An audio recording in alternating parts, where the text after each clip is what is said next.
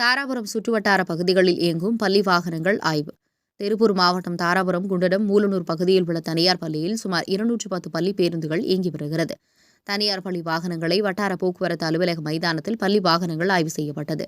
வருவாய் கோட்டாட்சியர் செந்திலரசன், தாராபுரம் வட்டார போக்குவரத்து அலுவலர் சி. செந்தில்குமார், திருப்பூர் மாவட்ட பள்ளி கல்வி அதிகாரி ஆனந்தி, மோட்டார் வாகன ஆய்வாளர் ஜி. செந்தில்குமார் உள்ளிட்ட அதிகாரிகள் ஆய்வு பணியில் ஈடுபட்டனர். மொத்தம் 184 வாகனங்கள் ஆய்வு செய்யப்பட்டது.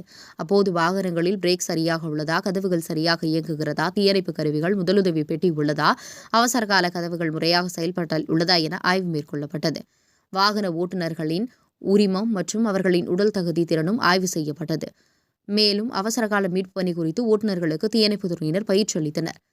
இன்று செய்யப்பட்டவை ஆய்வில் 3 வாகனம் தகுதி நீக்கம் செய்யப்பட்டது என வட்டார போக்குவரத்து அலுவலர் சி. செந்தில்குமார் தெரிவித்தார். உங்கள் பகுதியில் உடனுக்குடன் முக்கிய செய்திகள் உங்கள் விரல் நுனியில் காண எங்கள் தவசி நியூஸ் 24 சேனலை காண தவறாதீர்கள். உங்கள் தாராபுரம் செய்தியாளர் முனியப்பனுடன் உங்கள் தவசி ரமேஷ்.